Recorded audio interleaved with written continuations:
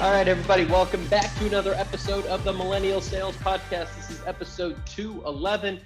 I'm your host, Tommy Tahoe. It's Monday morning. It's the last week of the quarter. I'm pumped up. I don't know about you guys. I don't know if you can feel it through your headphones, but I'm excited.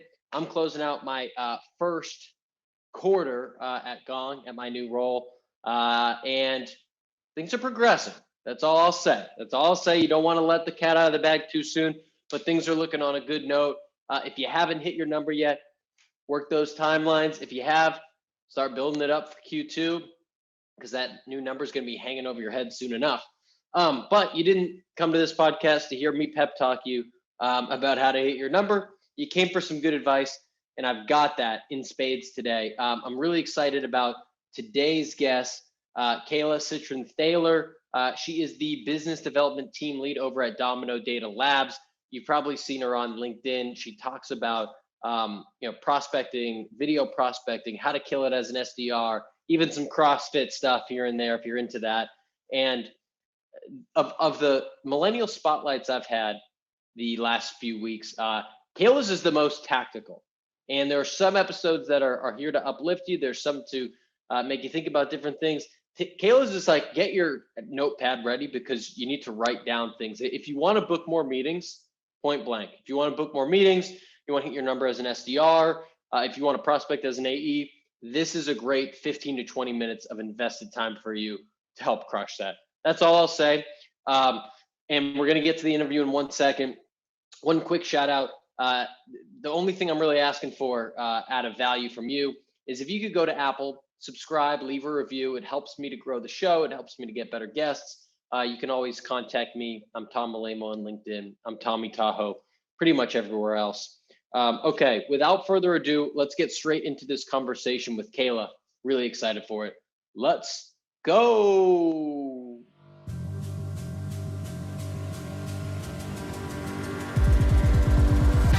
All right, Kayla Cytron-Thaler, welcome to the Millennial Sales Podcast. Thanks for having me. I'm excited to be here. I'm excited to have you on. We've already got the energy up to probably an 8 out of 10. I think we can bring it up a little bit more, but we're at a good spot to start with, I'd say. I would say so. I bring the energy, so we'll be at a 10 by the end. I love it. So how are things going? It seems like it looks like you've been at Domino Data Lab, great company, for about a year now. At team lead, it looks like, moving up the ranks. So how are things going? How's 2021 treating you so far? So 2020 and 2021 have been great. I know it was a hard year for everyone, especially shout out to all the BDRs because it was a hard year. Honestly, I've been heads down and focusing just on being a good team member at Domino, and it's played in my favor. I recently joined into the team lead role, and just being able to lead the team. And that's new for me and always been kind of a goal for me. But just being heads down, hitting quota, putting in the time that it takes, whether that's 8-hour days or whether that's 12-hour days, making sure that I'm hitting quota no matter what and putting my time where it matters and staying organized. I love it. And we were talking a little bit about we both do things outside of, our job, right? Like on LinkedIn or webinars, or obviously we're on a podcast right now. But I'd love to just, if you could muster up like a rant about some of, some people that spend 10 hours a day on, and now it's Clubhouse, but before it was, people were kind of hot on Twitter in January, and then it was like LinkedIn all of last year. And that shit is helpful, but it doesn't matter if you're not hitting your number, right? And like you just said, I'm hitting my number no matter what. So I would say if you are hitting your number, it's okay to be on those communities. And those communities are really helpful because we're all remote. But if you aren't hitting your number, spending hours and hours in one of those communities is not going to help you hit your number. You need to be heads down and organize your time. So set calendar blocks to do different activities that you're doing. So maybe for an hour, you're doing cold calling, an hour you're doing video, an hour you're working people through the cadences, an hour you're prospecting. I'd actually break it down your day exactly like that, except with more time in each activity. And once you've completed your activities, If you are exceeding how many ops you have to create per week, great. Yeah, spend time in Clubhouse. Same with people who are job searching. Spending time in those communities will not get you that job. What you should be doing is researching companies that you want to work for and creating videos and differentiating yourself. Yes, there may be connections in Clubhouse, but most likely it will not get you the job. So make sure you are spending your time where you need to see results. At the end of the day, when you come to the end of the quarter, you saying, I made a lot of connections in Clubhouse, your sales director isn't going to say, great. Your sales director is going to say, did you hit quota? So at the end of the day, that's what matters. Prioritize your number first. And then if you have time at the end of the day, make time for those communities. Yeah, I love that. And I want to go a little bit further on the time blocking. I'm a big fan of that. It's one of the first things I tell people when they get into sales, because you're coming from probably a very unstructured life. As you know, if you came straight from college or school, which a lot of us do, some people come from another career, but you might come from unstructured time, and then you really have to get super structured and prioritized as a BDR so that you don't just get flown all over the place and you have a really hard job to do. So could you walk me through that a little bit more detail, like how you structure, like how much time roughly you're putting to different things in each day? Yeah. So when I was in the BDR role, what I would do every morning, I'd have 30 minutes to check my new leads. So that's the first thing I'm doing every day, whether they're in Salesforce, whether they're in HubSpot. I'm going through my leads list. I'm making sure I have no untouched leads. That will make my manager happy, and I'll work my inbound leads. Then what I'm doing is I'm calling, and that's my first call block. I'll usually do that for an hour, and I have about the same structure every single day. So it'll be a call block. Then I'll do prospecting. So I've already prospected people. They're already running in the funnel. So there's already people to call. Then I'm prospecting. And at Domino, in general, I like to have my BDRs prospecting in 2 accounts per day, 10 people per account. So that way you're prospecting 100 new people per week. You still have enough time for that personalization. And so you're not just mass blasting these people. You're actually taking the time to put thought and research. Then what I'll do is I'll usually have another hour of research. So researching my people, what articles have they written? And I'll spend honestly no more than 2 minutes researching someone. If I can't find anything, then it's knowing the pitch and understanding the pain of my customer. I'll usually take a lunch, or I won't take a lunch. I recommend taking a lunch. So reset, take a walk, get outside, and then you come back in, you'll do your second call block. So you have your call blocks. You may want to stagger them out throughout different days, right? So you're not calling someone at the same time every single day. And I don't actually call by time zone. I just call people in the morning, call them in the afternoon, and I switch up the time blocks by day. Then what I'm doing is videos, an hour to an hour and a half on videos. And these people are all being worked through cadences. So it's not random. It's not saying, here's all my 30 people I'm working on a video today. It's who's on that step. And then it's remainder of steps you have to work. And then I do some admin or buffer work at the end of the day. So making sure that if I have outstanding emails that I have to reply to, meetings, maybe I need to, something I always recommend is clean out your inbox, because it will just become overwhelming. And so at least either delete out emails, set filters on Gmail, or put them in the right folders, and make sure your inbox is clear. So every day you can come in and your inbox is clear. Mm-hmm. So I know you're big on videos, and I was talking to someone about this recently who's a new BDR. It's like, I'm hearing about video, like I'm not really sure what that's all about. Like, could you give me like the play-by-play on exactly how you're using it? Like, is your face in the bottom left corner of the screen? Is it all of your face? Like, you mix it up, like what you're talking about, all that stuff. I'd love to hear it. So if you're not using video, I just want to make it very clear that I haven't missed a quarter of quota 8 quarters straight in a row. And I would have not hit for 7 of those quarters, the past 7, without video. So let's just like be clear that video works. I've been selling into a very technical persona. I've been selling into BI leaders, data science leaders, IT leaders. So when people say, oh, well, I sell into this industry, I say, cool, excuse.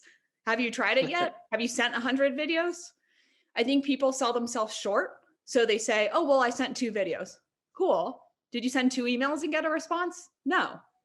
Yeah. So what I do is the screen share. As I'm doing research, I will record on something. And if there's nothing else to record on, I'll just record on their LinkedIn page. But let's say I'm looking at their posts that they've posted. And today I was working with one of my BDRs and there was a post that someone said they were hiring. And so recorded the video straight on that hiring post. They're familiar, their face is actually on the profile. And then you have the post. And my face is in the bottom bubble because the problem I think some people do is they make the video just their face. No one cares about you. They want the familiarity of themselves. So as you're doing research, those are all places to do video, whether it's the annual report, whether it's on their LinkedIn, whether it's an article they liked, it could be anywhere. And so you're recording that and they have that familiarity. Your script usually goes along the lines of, hey, name, the reason for my video is blank. So maybe the reason for my video is you're hiring. And generally, when I'm talking to other insert personas, they're having frustrations around blank. So you have to know their pain.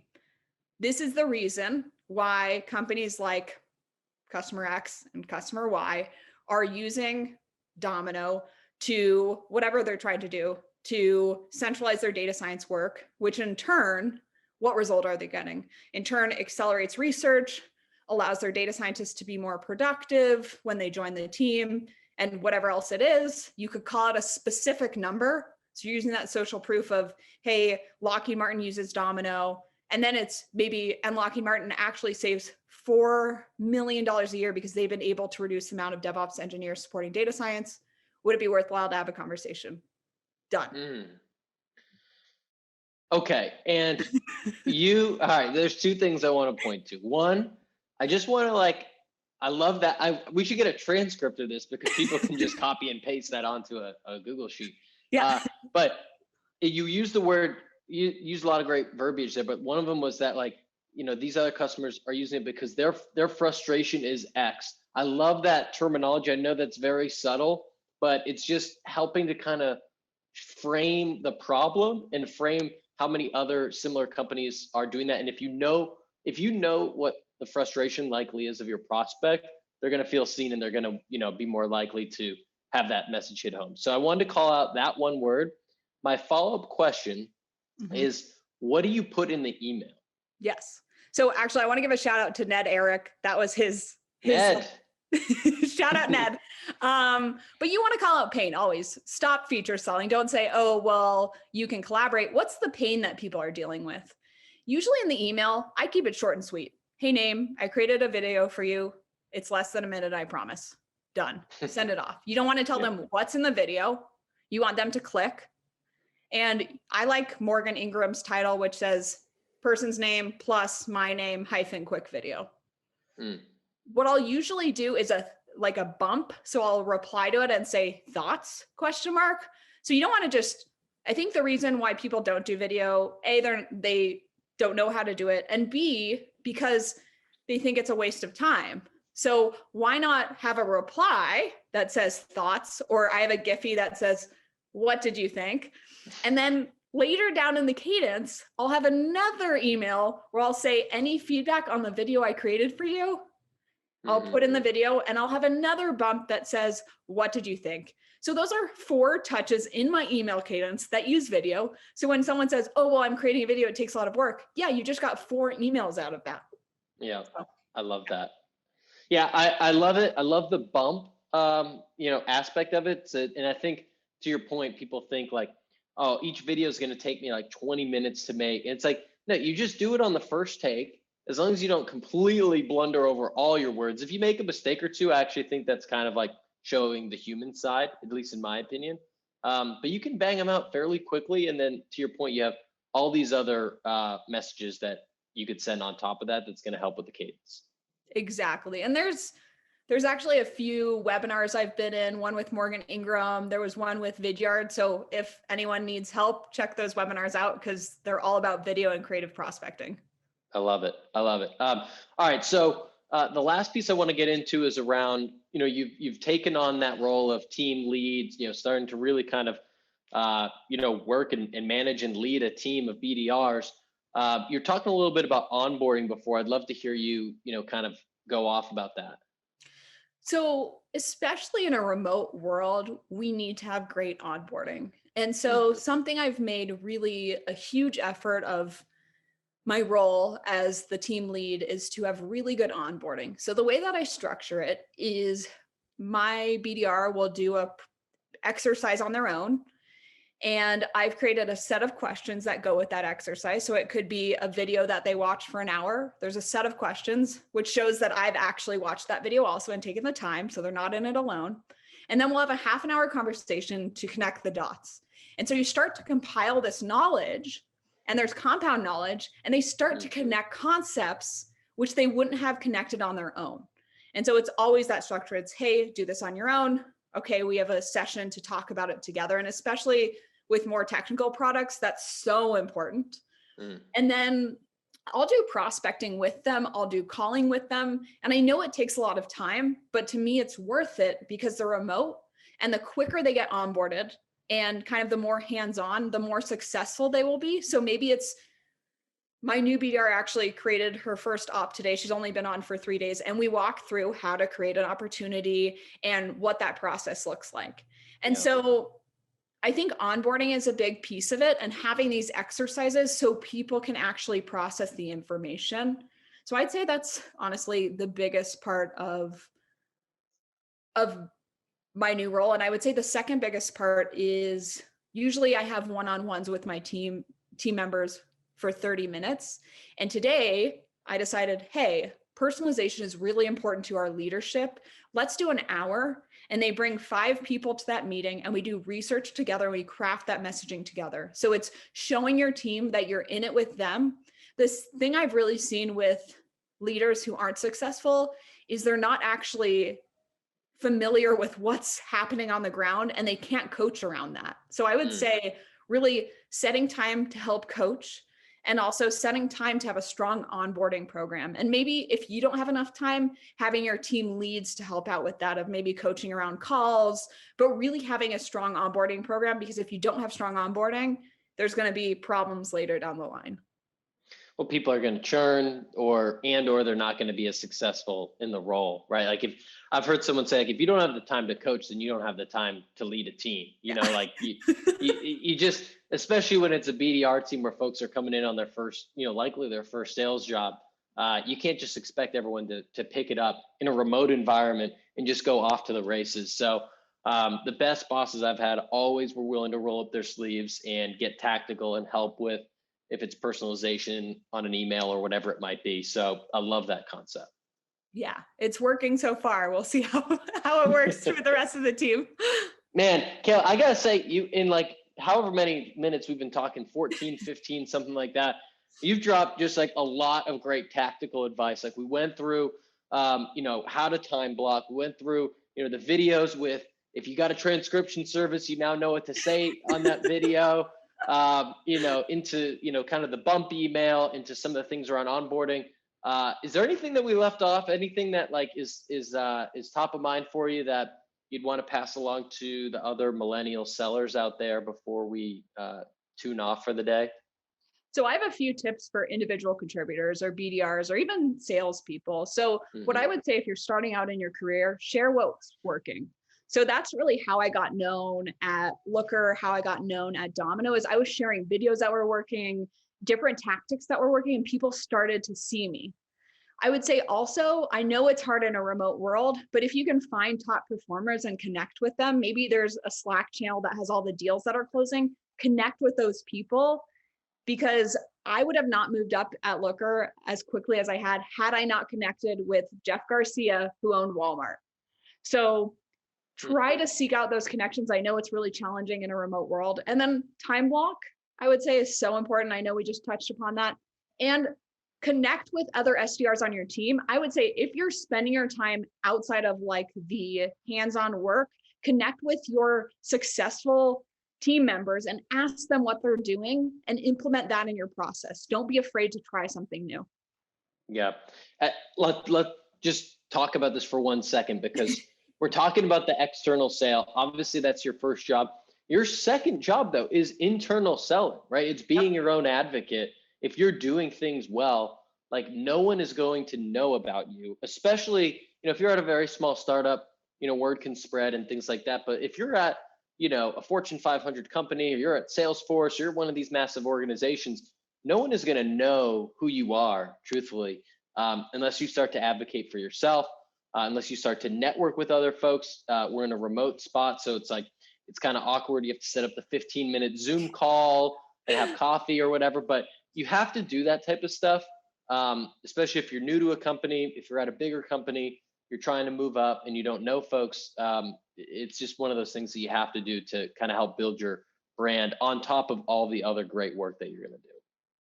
And I would say also not just connecting with your team, but connecting with those people that are going to be involved in your day-to-day, whether it's sales ops, maybe you need to get approval from sales ops, whether it's marketing ops, all those people that you will need to ask for things, do introduce yourself to them and connect with them first versus your first connection with them being an ask. So actually put time on their calendar, ask about their role, understand what they do. And I think you'll work better with people. So I agree completely. Like, be your own advocate, because no one else will be your own advocate. And I think that's one of the biggest factors of my success, is that I've shared my success. People see that. And like, for example, today in Slack, I shared probably 50 videos that I've sent to prospects. And I said, here's the videos, have at it. And then people can come and ask you questions, but you're sharing what works. No one's going to steal your stuff. No one cares. If you're seeing success, you're sharing that success, and that success is having kind of a domino effect, you will be seen for that. Absolutely. Absolutely. You got to give freely and know that, 99% of people actually aren't even going to take, what you're saying. They just want to kind of see it. So I love it. Kayla, this was great. This is a great episode. I appreciate you coming on. And I'm got fingers crossed that you're going to go 9 quarters in a row here, hitting that number. I hope so. We can't let this be the one that breaks the chain when we're doing the podcast. It won't be, because I'm not spending all my time in Clubhouse. There you go. Appreciate it, Kayla. All right, everybody. Happy March. Thank you for listening to that episode while you're walking the dog or doing your laundry or prospecting, whatever you're up to. Please head over to Apple, leave a review, 5-star review. Helps me grow the show. Hit me up on LinkedIn, Tom Malemo, Twitter, Instagram, YouTube, Tommy Tahoe. Peace.